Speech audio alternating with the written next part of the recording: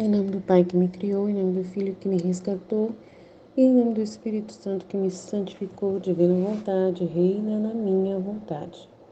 Ó minha mãe, eu te amo, tu me amas, dá-me um gole da vontade divina minha alma. Me abençoa, Mãe, para que todas as minhas ações sejam feitas diante de vossos olhos maternais. Em nome do Pai, do Filho e do Espírito Santo. Amém. Vinde ao Espírito Santo, vinde por meio da poderosa intercessão do Imaculado Coração de Maria, vossa amadíssima esposa e nossa mãe. Amém. Vinde ao Espírito Santo, vinde por meio da poderosa intercessão do Imaculado Coração de Maria, vossa amadíssima esposa e nossa mãe. Amém.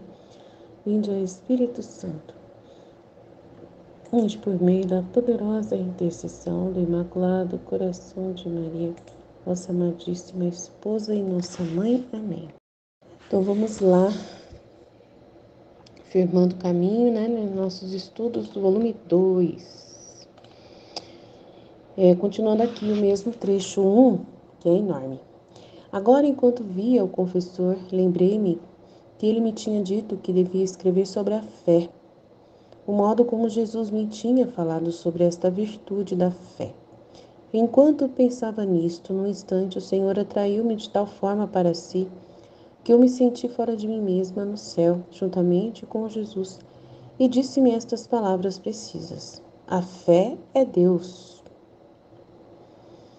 Mas estas duas palavras continham uma luz imensa, que é impossível explicá-las. Mas como posso dizê-lo? Na palavra fé, compreendia que a fé é o próprio Deus, assim como o alimento material dá vida ao corpo para que não morra, assim a fé dá a vida à alma. Sem a fé, a alma está morta. A fé vivifica, a fé santifica, a fé espiritualiza o homem e o faz ter fixos olhos num ser supremo, de modo que nada aprende das coisas aqui embaixo. E se as aprende em Deus. A felicidade de uma alma que vive de fé, seu voo é sempre para o céu. Em tudo o que lhe acontece, se olha sempre em Deus, e eis como na tribulação a fé a eleva em Deus e não se aflige, nem sequer um lamento, sabendo que não deve formar aqui a sua alegria, senão no céu. Assim, se a alegria, a riqueza, os prazeres a circundam, a fé a eleva em Deus, e diz entre si: quanto mais feliz e mais rica serei no céu. Então esses bens terrenos ela se irrita, os despreza e os coloca debaixo dos pés. Parece-me que uma alma que vive de fé acontece como uma pessoa que possui milhões e milhões de moedas e até reinos inteiros, e outra pessoa quer oferecer-lhe 1 centavo. Agora o que diria aquela? Não se indignaria, não o jogaria na cara? E acrescento, e se esse centavo estivesse todo sujo e enlameado, como são as coisas terrenas, e além disso, se lhe fosse dado só em empréstimo, então essa alma diria: imensas riquezas eu gozo e possuo, e você se atreve a me oferecer este vil centavo tão sujo e tão por pouco tempo? Eu creio que viraria em seguida o olhar e não aceitaria o dom.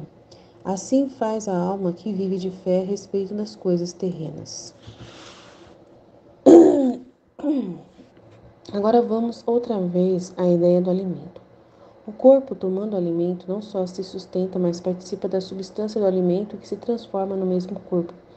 Agora sim, a alma que vive de fé, como a fé é o próprio Deus, a alma vem a viver do mesmo Deus. Alimentando-se do mesmo Deus, vem a participar da substância de Deus, e participando vem a assemelhar-se a Ele, e a transformar-se com o mesmo Deus. Portanto, a alma que vive de fé acontece que santo é Deus, santa é a alma. Potente Deus, potente a alma. Sábio, forte, justo Deus, sábio, forte, justa a alma. E assim de todos os demais atributos de Deus. Em suma, a alma torna-se um pequenino Deus. A bem-aventurança desta alma na terra, para depois ser mais bem-aventurada no céu. Compreendi também o que significam aquelas palavras que o Senhor diz às suas almas prediletas: eu te desposarei na fé. Que o Senhor, neste místico matrimônio, vem dotar as almas de suas próprias virtudes. Parece-me como dois esposos que, unindo suas propriedades, não se discernem mais as coisas de um e do outro, e ambos se fazem donos de tudo. Mas, no nosso caso, a alma é pobre, todo bem é da parte do Senhor, que a torna partícipe de suas substâncias. A vida da alma é Deus, a fé é Deus, e a alma possuindo a fé vem a enxertar em si todas as outras virtudes, de maneira que a fé está como rei no coração e as demais virtudes estão ao seu redor, como súdita servindo à fé, assim que as mesmas virtudes sem a fé são virtudes que não têm vida. Parece-me que Deus, em dois modos, comunica a fé ao homem. A primeira é no santo batismo, a segunda é quando Deus bendito, depositando uma parte de sua substância na alma, lhe comunica a virtude de fazer milagres, como a de poder ressuscitar os mortos, curar os doentes, parar o sol e assim por diante. Se o mundo tivesse fé, mudaria para um paraíso terrestre.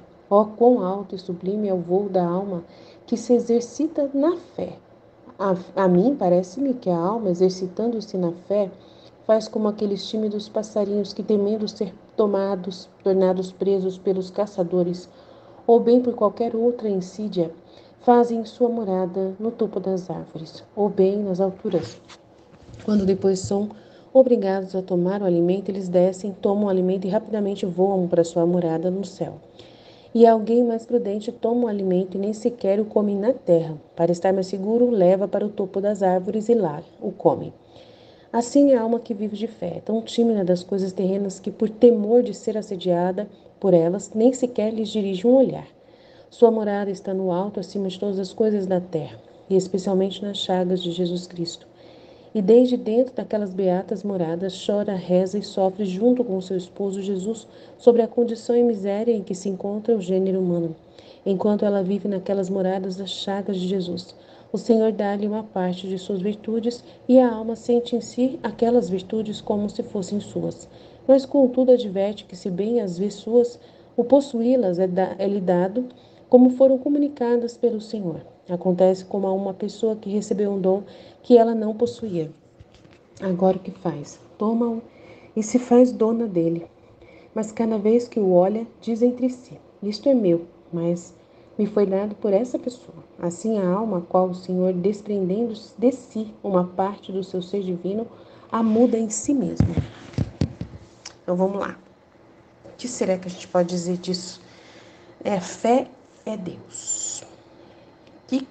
Então, assim, aí você fica falando assim, mas Deus não é amor? Então a gente tem que ter uma denominação somente. Bem, se a gente for pensar, as três virtudes teologais é fé, esperança e caridade.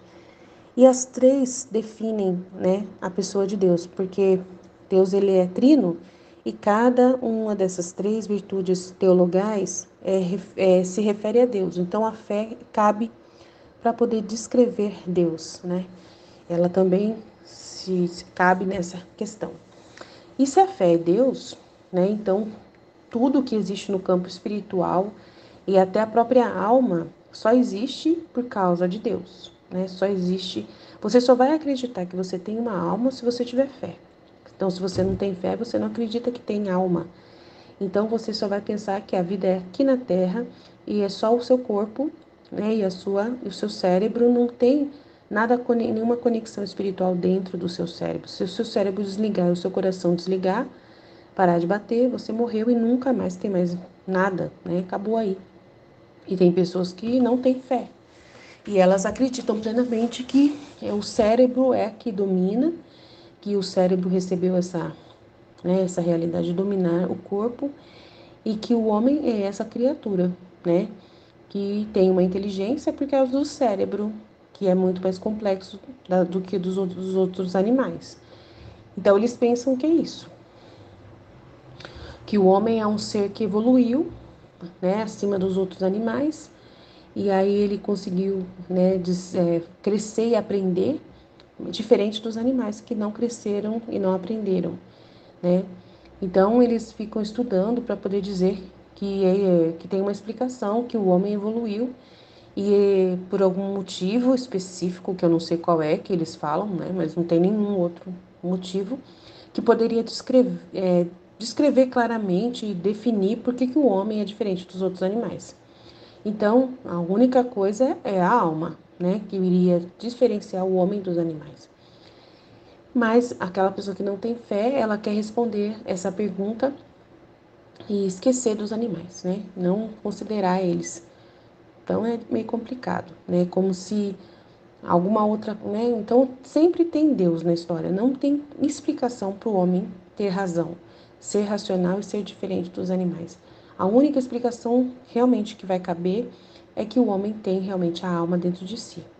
E se, né, Deus, ele se comunicou com o ser humano desde o princípio e o ser humano sempre teve conhecimento, né, do seu Criador, por isso que nós temos plena consciência de que nós temos uma alma e fomos criados por Deus, né, e soprou em nós essa vida, né, e claramente a gente vê que na hora da morte a pessoa perde essa luz, né, da vida, e aí claramente se vê que algo saiu dela, claramente, né, se vê que a pessoa que morre é como se algo saísse dela. E os animais também, quando eles morrem, também a gente pode pensar que também algo saiu deles, porque tem uma alma para os animais, né? Mas que não é igual à nossa alma, é diferente, é só uma alma vivente. Jesus explica na Valtorta. Mas não é uma alma espiritual como a nossa, né? Então eles têm uma alma vivente, os animais. Daí a gente vê que quando eles morrem, são abatidos, realmente também eles são como os homens, são os seres humanos. Parece que alguma coisa saiu deles, mas é uma alma vivente que somente se esvaiu ali naquele momento. Não tem uma alma, um animal não tem uma alma eterna como a nossa, que vai procurar, né, as moradas exteriores, né, estão fora daqui do plano da Terra. Então, claramente não tem como dizer que nós não temos alma. E então, se temos fé, a fé é o que vai considerar que a alma existe. Então, a partir do momento que você acredita que você tem uma alma, é a fé que garante isso. Senão você não poderia dizer que você tem fé. Beleza, então essas duas palavras contêm uma luz imensa, que é impossível explicá-las. Mas como posso dizê-lo, na palavra fé compreendi que a fé é o próprio Deus. Então, se a fé é Deus, então Deus existe. Tudo que a gente, né, souber acima disso é verdade, né? Não tem como negar a presença de Deus na Terra, não tem como negar que Ele não nos criou, né? Se você entendeu que você tem uma alma. Assim como o alimento material dá vida ao corpo para que não morra, assim a fé dá vida à alma. E tudo que vai se referir à alma vai ser simplesmente um elemento muito importante que você tem que considerar e estudar o abecedário total da vida espiritual. Tudo que se refere à sua alma é importante você saber. Ainda mais sabendo que ela é eterna, né? Como mantê-la assim, né? Como seguir em frente numa vida que você vai permanecer para sempre, né? Então, qual é essa vida eterna que você deseja, né? Você quer com Deus ou você quer sem Deus? Aí tem essas realidades da fé que vai ser importante e você vai ter que viver pela fé. E a fé, então, que você vai viver, vai fazer com que sua alma seja viva eternamente. E essa fé vai buscar, vai ser o que vai te vivificar, te santificar, que vai te espiritualizar. E você vai ter os seus olhos realmente fixos nesse ser que vai te dar a vida eterna e que quer você para ele, né? De modo que nada aprende das coisas daqui de baixo, porque você sabe que aqui é temporário, é só uma oportunidade de conquistar essa vida eterna. Então, aí você vai fazer as coisas aqui embaixo para agradar a Deus, para conseguir a vida eterna. E se você aprende as coisas daqui de baixo, você aprende em Deus. Então, só tem sentido tudo que aqui você vai fazer se for para a glória de Deus, né? Mas quantas pessoas, né, que não vivem dessa forma? E a gente até estranha se a gente for pensar, né? A gente até complica bastante sobre essa realidade. De pessoas que falam que têm fé em Deus, mas ao mesmo tempo, né, estão tão com a cabeça presa na terra e achando que a felicidade tem que ser conquistada aqui para poder ter a conquista lá. Não é como se dependesse de ser feliz aqui para poder continuar a felicidade lá. Mas esse ser feliz aqui, curtindo as coisas terrenas de todas as formas possíveis e se realizando plenamente e sendo plenamente realizado, e essa realização acaba que você vai, né, procurando se autoafirmar mais e mais e sendo individual nessa autoafirmação.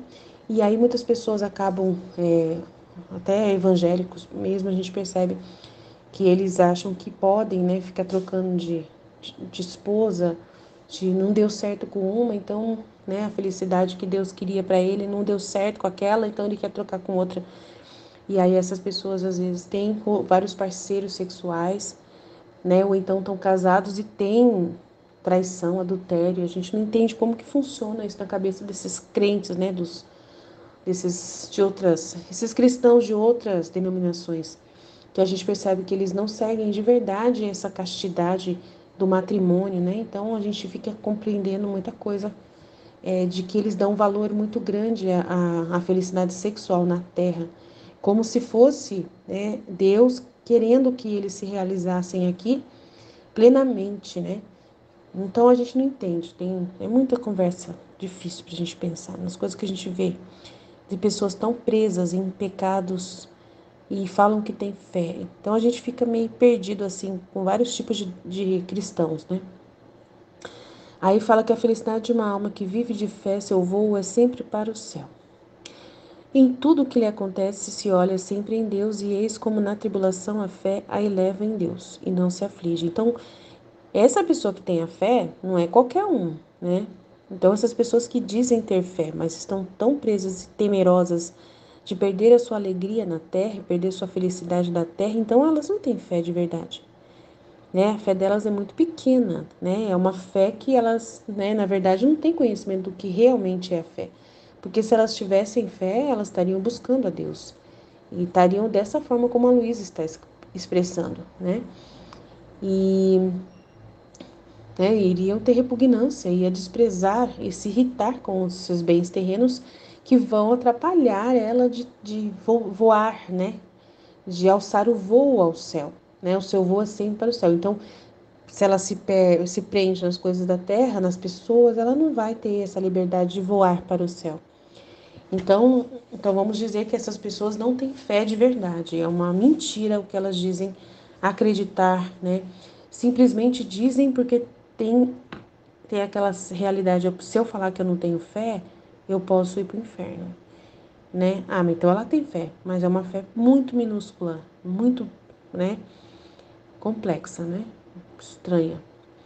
Assim, se a alegria, a riqueza, os prazeres a circundam, a fé a eleva em Deus e diz entre si: quanto mais feliz, mais rica serei no céu. Então, é uma fé muito poderosa para poder a pessoa viver dessa forma, né? Não é qualquer fé, né? Dessa forma como a Luísa está explicando. É a fé mesmo com F maiúsculo, né? Então, esses bens terrenos, ela se irrita, os despreza e os coloca debaixo dos pés. Então, como eu já disse, não é qualquer um que vive isso. Parece-me que há uma alma que vive da fé, acontece com uma pessoa que possui milhões e milhões de moedas e até reinos inteiros, mas é o conhecimento. Fé vai ter base em conhecimento, né? Se ela tem esse conhecimento dos milhões e milhões de moedas e até reinos inteiros, porque muitas pessoas não têm o conhecimento de quem é Deus, né? De que essa fé traz uma felicidade dessa, uma riqueza dessa. Então, é muito difícil alguém dizer que tem fé nesse mundo, porque hoje em dia as pessoas não fazem isso, elas preferem trocar a sua felicidade com Deus por drogas, né? Por dinheiro, por pessoas, por ninharias, né? Então, que fé maluca que é essa que as pessoas dizem ter na Terra hoje em dia, que a gente ouve que as pessoas têm.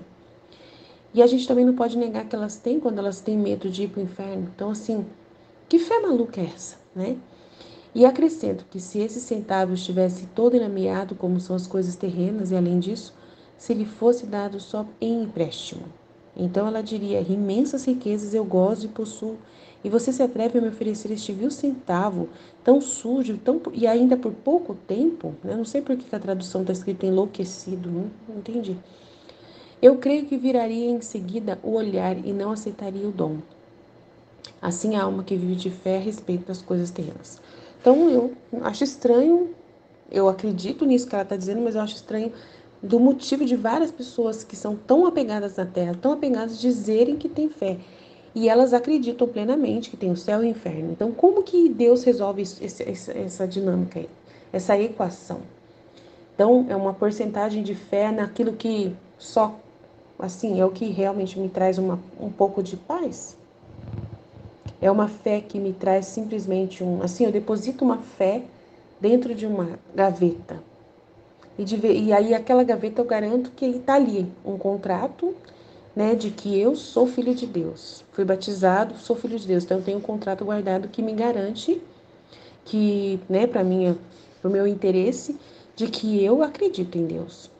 Mas eu deixo guardado lá e vou viver minha vida na terra, fazendo tudo que tem que fazer, mas eu tenho certeza que todo domingo eu vou lá e olho, não sei, ou em alguns momentos da minha vida eu vou lá e olho para a gaveta e vejo que meu contrato está lá ainda, né? Que a minha lembrancinha do batismo está lá ainda, né? Que a minha lembrancinha da comunhão está lá ainda. Então, assim, só se foi isso, porque, né, é uma fé que é tipo uma segurança, né, uma segurança de consciência, né, de que ela foi marcada pelo selo de Deus, mas ela não consegue entender que se ela não cultivar isso, ela pode perder, né, talvez, né, não, e se ela não se alimentar, né, se ela não alimentar a alma dela com mais fé, com mais verdades e conhecimento, ela pode até perder o pouco de conhecimento que ela tem. Então, eu não sei, é complicado agora. Jesus teria que me iluminar e hoje não sei por que eu não estou conseguindo, né, ter as palavras certas. Eu estou entendendo o que eu quero falar, é de uma pessoa que usa uma fé, mas a palavra foge. São pessoas que usam a palavra fé e dizem que têm fé por um seguro de vida, por uma segurança, entre aspas, assim, para tipo uma garantia, né? Se não der certo aqui na Terra, eu tenho o céu para, né, para resolver depois. Tipo assim, deixa para depois. Depois da morte eu penso nisso. Mas será que a pessoa pensa que depois da morte ela vai pensar nisso? Né? Tá ali garantido. Eu já comprei o terreno do céu. Tá aqui, ó. Tá comprado aqui. Mas, né, porque eu fui batizado. Minha mãe me levou pro batismo. Então eu fui batizado. E depois eu fui crismado. Então tá garantido aqui. Então, tipo assim, como se fosse uma garantia, não sei explicar. Né? Não sei a palavra se é essa, uma garantia, talvez é isso. Mas ela não vive dessa fé, ela não cultiva essa fé, ela não, sabe, ela não pratica essa fé do jeito como deveria para poder viver isso tudo que a Luísa está dizendo aqui, né? Vamos seguir em frente. Agora vamos outra vez à ideia do alimento. O corpo, tomando alimento, não só se sustenta, mas participa também da substância do alimento que se transforma no mesmo corpo. Assim, também para a alma que vive da fé. Como a fé é o próprio Deus, a alma vem a viver do mesmo Deus. Então, por que isso não acontece? Isso não acontece em muitas pessoas que dizem ter fé, né? E alimentando-se do mesmo Deus, vem a participar da substância de Deus e participando, vem a assemelhar-se a Ele e a transformar-se com o mesmo Deus. Portanto, a alma que vive de fé acontece que é santo a Deus e ela é santa também. Como assim? Então, por que não existe pessoas santas hoje? Pessoas potentes como Deus, pessoas sábias como Deus, pessoas fortes como Deus, justas como Deus, sábias como Deus. Por que não tem almas que são como Deus? Que fé maluca é essa que as pessoas dizem ter, que elas não estão vivendo isso que a Luísa está dizendo? Então, a luz que está vindo para mim hoje, na meditação, é isso, né? Porque eu não vou ficar prestando, assim, afirmando o que a Luísa está dizendo. Está muito claro o que ela está dizendo. Mas eu vou questionar, né? Como que pessoas dizem que têm fé e elas não vivem tudo isso? Essa é a pergunta que a gente deve fazer. Compreendi também que o que significam aquelas palavras que o Senhor diz às almas prediletas: eu te desposarei na fé. Que o Senhor, neste místico matrimônio, vem dotar as almas de suas mesmas virtudes. Parece-me que, como dois esposos que, unindo suas propriedades, não se discernem mais as coisas de um e do outro, e ambos se fazem dono de tudo. Mas, no nosso caso, a alma é pobre e todo o bem é por parte do Senhor, que a torna partícipe de suas substâncias. Isso é maravilhoso, né? Esse casamento vale a pena, né? Você é pobre e casa com Deus e Ele te dá toda a riqueza. E você se torna, né, abençoado. Nossa, que vida boa, né? Graças a Deus. A vida da alma é Deus, a fé é Deus e a alma possuindo a fé vem enxertar em si todas as outras virtudes, de maneira que a fé está como um rei no coração e as demais virtudes estão ao seu redor. Então, a fé, ela realmente, se você tem fé, Tudo mais que você for fazer, você vai fazer, né? Em prol de Deus, por Deus, em Deus, para Deus, né? Parece-me que Deus, em dois modos, comunica essa fé ao homem. A primeira é no santo batismo, como eu disse, né? A pessoa guarda lá a lembrancinha do batismo, garantindo que ela tem fé. Alguém me deu esse presente de fé, minha mãe me batizou. Né? A segunda é quando Deus bendito, depositando uma parte de sua substância na alma, lhe comunica a virtude de fazer milagres, como a de poder ressuscitar os mortos, curar os doentes, parar o sol e assim por diante. Isso eu já não entendo, porque eu nunca ressuscitei mortos, só se for espiritualmente. Né? Nunca curei de doentes, só se for espiritualmente. Nunca parei o sol, nem espiritualmente eu acho, não sei. E assim por diante. Então, essa parte aqui eu não entendo mesmo, não tenho muito o que falar. Ó, se o mundo tivesse fé, mudaria em um paraíso terrestre. Então, a minha fé não deve ser suficiente para fazer grandes milagres assim. Ó, quão alto e sublime é o voo da alma que se exercita na fé.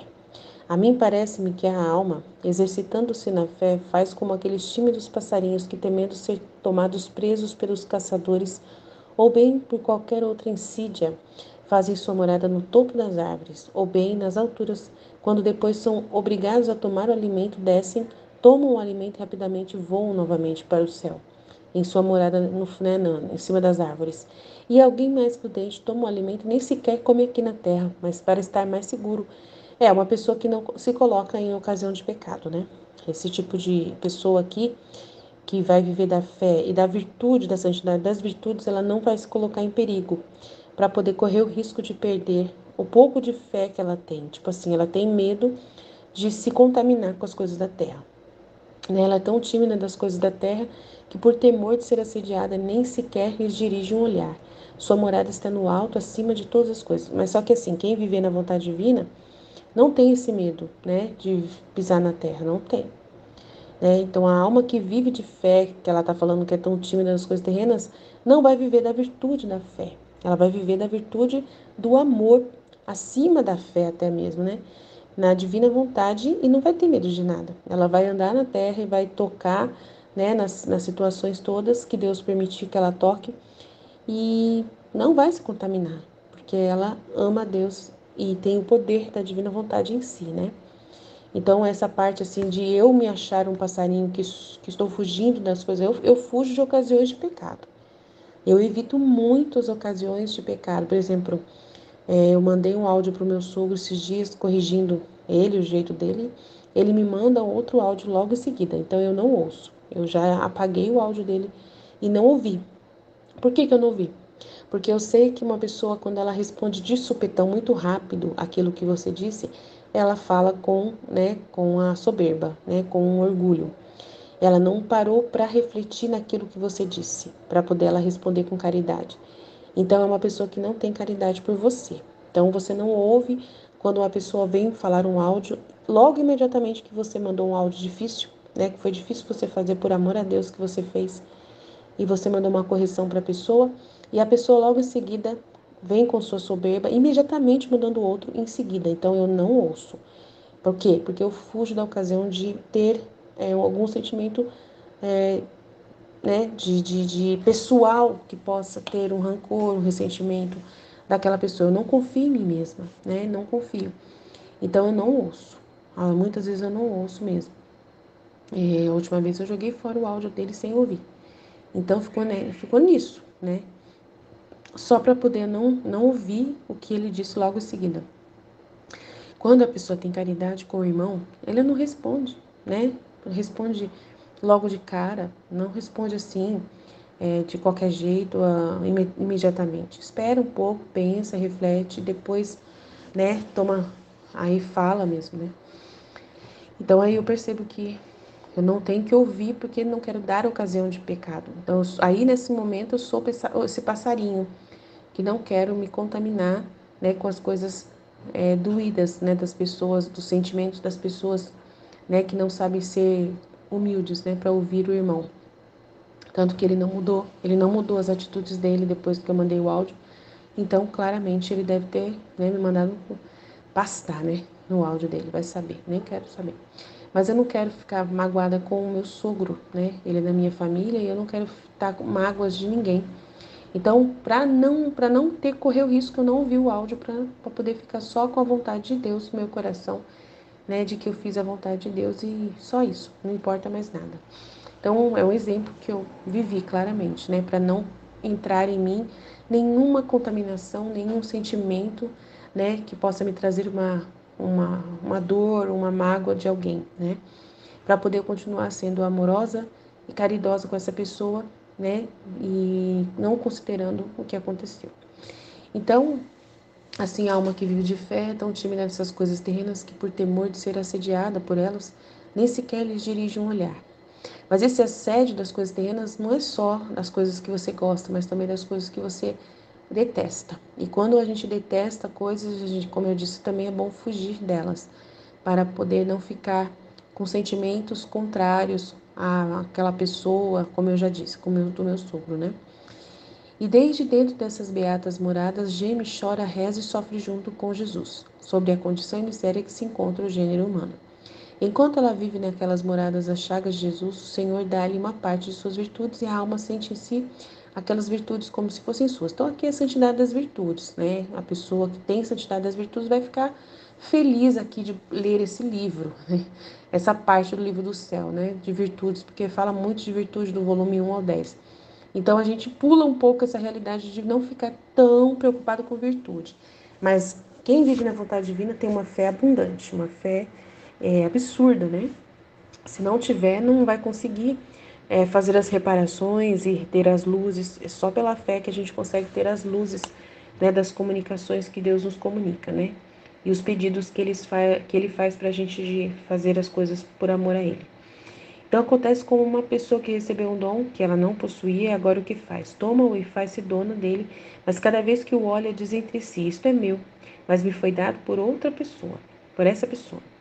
Assim faz a alma, a qual o Senhor, desprendendo de si uma parte de seu ser divino, a muda em si mesma. Então, ela vai ser sempre nessa realidade de humildade de nada, né? De ela saber que não é ela, que a fé é uma forma de viver, de que não é a criatura que tem esses dons por si própria, mas tudo é comunicado através daquele no qual a gente coloca a nossa fé. Se a gente coloca a fé em alguém, confia em alguém, então é aquela pessoa que tem toda a riqueza. E nós só participamos, né, pela fé.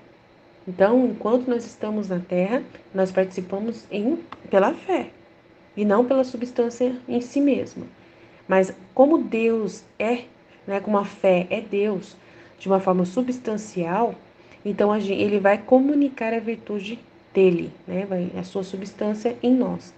E aí os milagres que nós vamos realizar com Deus são espirituais, de luzes, né, de iluminar a vida das pessoas com as verdades que ele nos doa.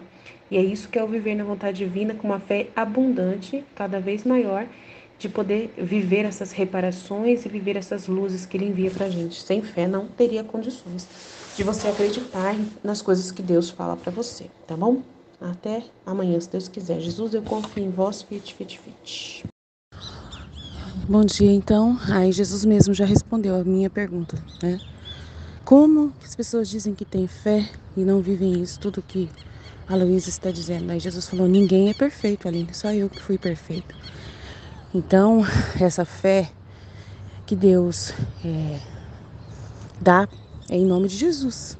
Então, se a pessoa realizar milagres, vai ser em nome de Jesus. Se a pessoa fizer algum fato extraordinário, é em nome de Jesus. Porque só Jesus que teve essa fé que a Luísa está dizendo aí, tá? Então, Jesus explicou. Aí, ele doou na cruz a vida dele. Doou, né, o que ele fez perfeito para que nós possamos seguir na medida da nossa capacidade, porque alcançar o 100% dessa fé que a Luísa disse não é possível para o ser humano que nasceu em pecado. Mas Jesus, em nome de Jesus, nós podemos fazer os milagres, em nome de Jesus nós podemos fazer as coisas se nós tivermos essa fé, né? Essa fé em nome de Jesus. Acreditar que Jesus é perfeito, acreditar que Jesus alcançou as bênçãos para nós. Então aí ele falou que quem viveu, a única pessoa que viveu essa fé, que a Luísa disse, é ele mesmo. E aí nós vamos viver dos méritos dessa fé que ele exercitou enquanto estava vivo. e ganhou para nós o reino dos céus, as bênçãos da aliança que Deus fez com os homens, né? De recuperar o reino dele nas almas. Mas é Jesus que é o instrumento, o meio, né? O único mediador entre nós e Deus. Ele é o único que tem essa fé. Então ele respondeu. Então Jesus, ele até mostrou uma visão assim, né? Como se a igreja fosse essa padaria, né? Fosse uma padaria. E a vitrine da igreja tem o pão vivo lá, que é o pão vivo de Jesus, né? Aí a vida de Jesus tá ali na Eucaristia, né? A vida dele. A vida dele é o que ele viveu, é o que ele é, tudo. A divindade presente na Eucaristia é o que Jesus é, representa o que ele é. Por isso que é uma presença verdadeira, porque tem o que ele é na presença eucarística, tem o que ele viveu, né, que é a vida dele, e tem o que ele faz hoje, né, porque ele está vivo ali, está fazendo, realizando, tem o que ele disse, né, tem o que ele disse. Aí as pessoas rezam o rosário. Se elas ficassem adorando Jesus no Santíssimo e rezando diante do Santíssimo, o rosário, 24 horas por dia, elas iriam só ficar na vitrine, só na vitrine. Então imagina a pessoa na vitrine, ela não come. Mas só que a igreja distribui um pedacinho daquele pão que tem a presença, né, simbolizando, claro, não é um símbolo, mas a verdadeira presença. Então ela divide aquele pão, produz aquele pão, né? E daí dá uma vez por dia para as pessoas comerem. E elas, né, continuam olhando para a vitrine durante o dia inteiro. Ou então elas saem da vitrine, naquele momento elas poderiam ficar rezando ali 24 horas, no caso que o Jesus quis dizer. Se ela ficasse rezando 24 horas, ela estaria rezando, adorando uma vitrine, né? Aonde está a minha presença. Não estou falando que eu não estou ali. Ela está olhando para a minha presença e esperando o momento em que ela comunga, para pegar um pedacinho. Então, ela me ama.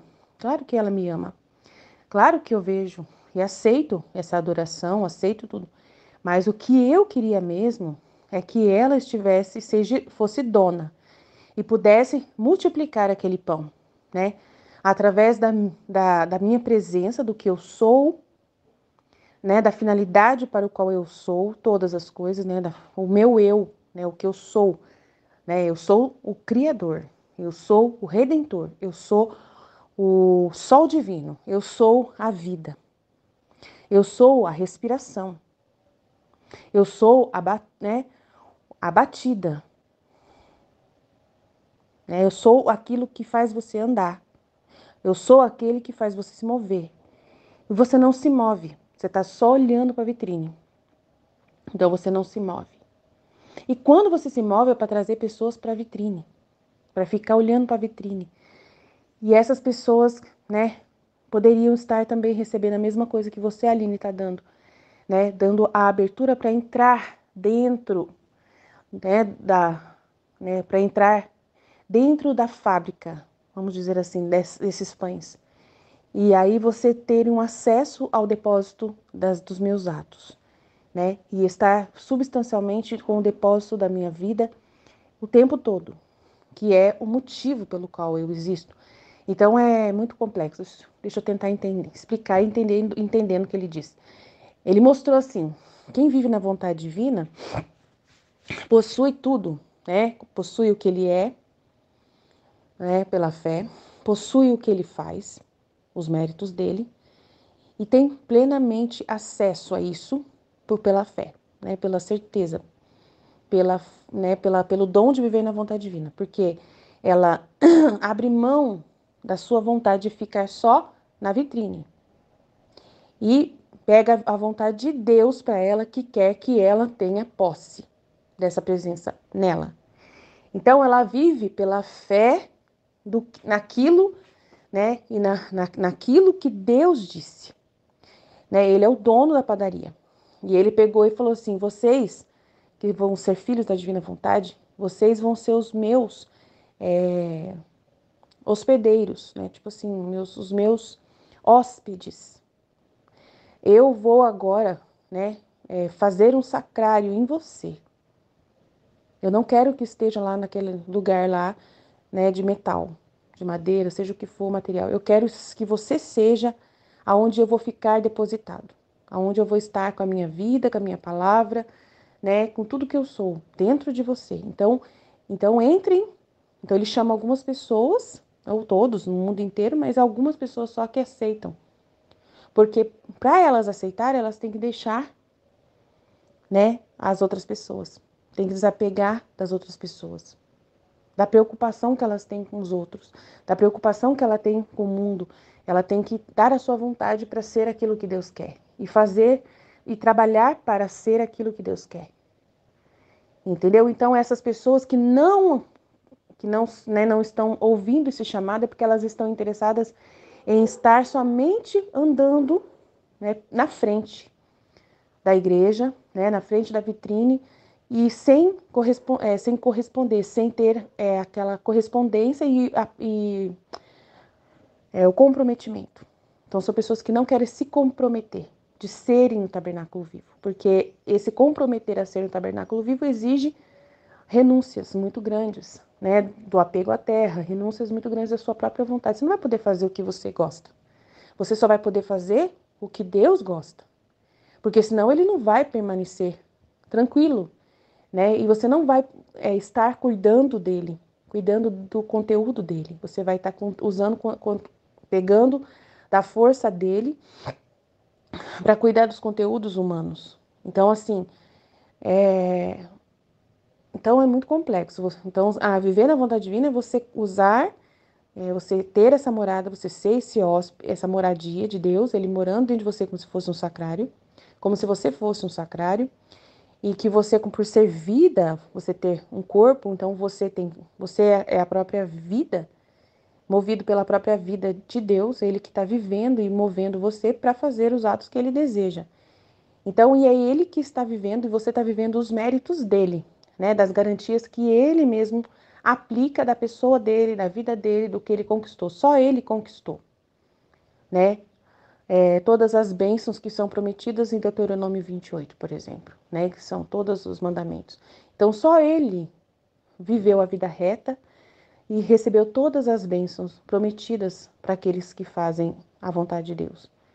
E nós não temos o poder de fazer toda a vontade de Deus como Jesus fez, mas ele doou aquilo que ele fez para nós. E aí essa é a vontade de Jesus, que a gente viva da vida dele. Então a gente vive com a vontade divina que foi dada para nós através de Jesus, né? Então é muito grande o mistério que Jesus mostrou para mim. E aí nós temos em nós esse conhecimento, essa luz, e através desse conhecimento dessa luz, né, e dessa substância que ele não consegue ficar longe dessa pessoa que guarda a palavra dele. Por que que ele não consegue ficar longe? Porque ele é o único capaz de iluminar a sua mente na hora que você precisar fazer os seus atos. Então ele tem que morar dentro de você. Então ele vem com o Pai, Filho e Espírito Santo morar e habitar permanentemente para poder falar com você em todos os seus atos e até mover os seus pensamentos, mover a sua inteligência, mover a sua vontade, mover a memória, mover os seus membros para fazer a vontade dele do mesmo jeito que ele fazia quando estava vivo. Mas só que daí hoje é um contexto de vida em que você é pequeno, então nem tudo você consegue entender do que Jesus está querendo fazer, mas você, né, tá ali, disposta, com uma intenção, né, de ir dia a dia correspondendo.